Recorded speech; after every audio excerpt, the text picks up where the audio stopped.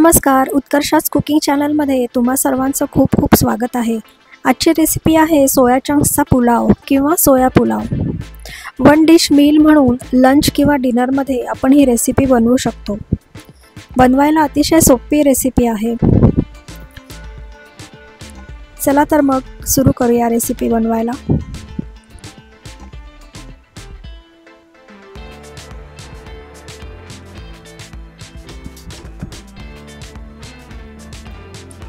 यासाठी मी बासमती तांदळाचा भात मोकळा शिजवून घेतलेला आहे, जवळजवळ 2.5 कप आहे।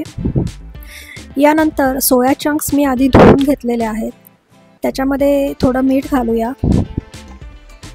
आणि उकळतं पाणी घालूया।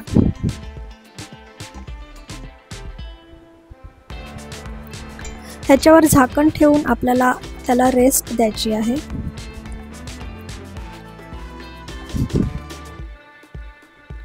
दहा ते 15 मिनिटांनंतर सोया चंक्सनी पाणी चांगलं सोक केलेलं आहे। आकाराने ते जवळजवळ दुप्पट झालेले दिसत आहेत।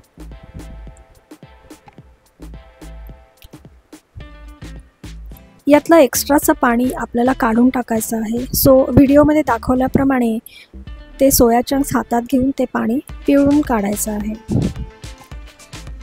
अशा रीतीने हे सोया चंक्स आपल्या रेसिपीसाठी तयार आहेत।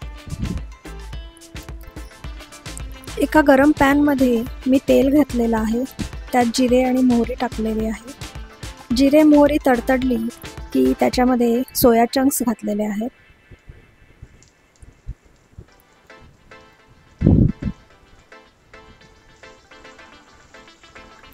ह्याच्यामध्ये मी तिखट, हळद, मीठ आणि हिंग घालणार आहे। अशा रीतीने सोया चंक्स आधीच परतून घेतले की त्याला एक छान फ्लेवर येतो मसाल्याचा।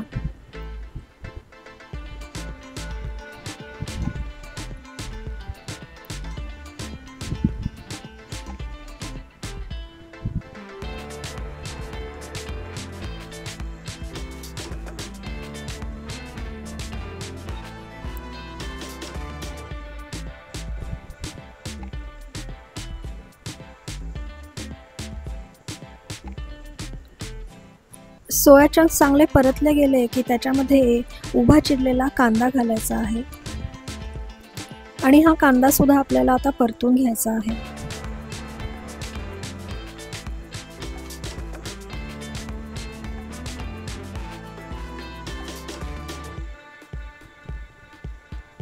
थोडा वेळ झाकण ठेवून आपण कांदा शिजू देणार आहोत।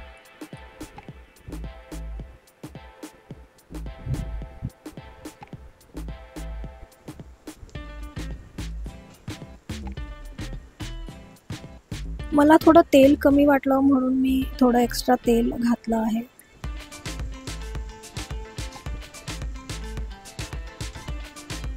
यानंतर ह्याच्यामध्ये फ्रोझन मक्याचे दाणे आणि मटार घातलेले आहेत। तुम्ही फ्रेश सुद्धा वापरू शकता। ह्याच्यानंतर ह्याच्यामध्ये तिखट, बिर्याणी मसाला, हळद आणि मीठ घालायचं आहे।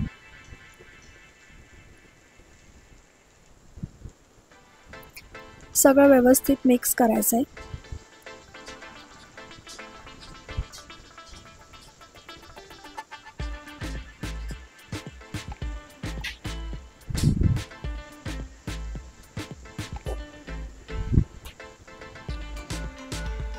झाकण ठेवून ह्याला 2 ते 3 मिनिटं शिजू द्यायचं आहे।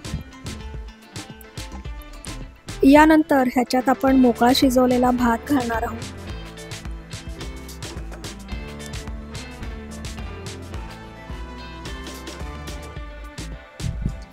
यामध्ये मी अर्ध्या लिंबाचा रस घातलेला आहे, यामुळे पुलावाला खूप छान चव येते। आता हे सगळं आपल्याला अगदी व्यवस्थित मिक्स करायचं आहे।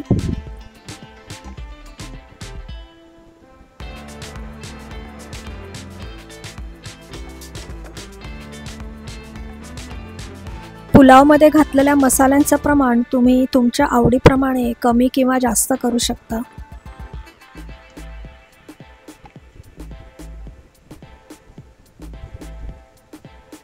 तर व्हिडिओमध्ये दाखवल्याप्रमाणे जवळजवळ 2 ते 3 मिनिटं व्यवस्थित मिक्स करून घेतलेला आहे।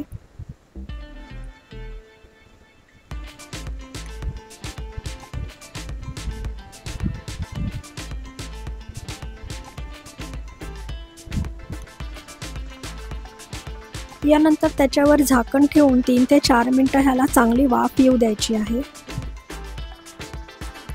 आणि तुम्ही बघू शकता आपला चविष्ट असा सोया पुलाव तयार झालेला आहे.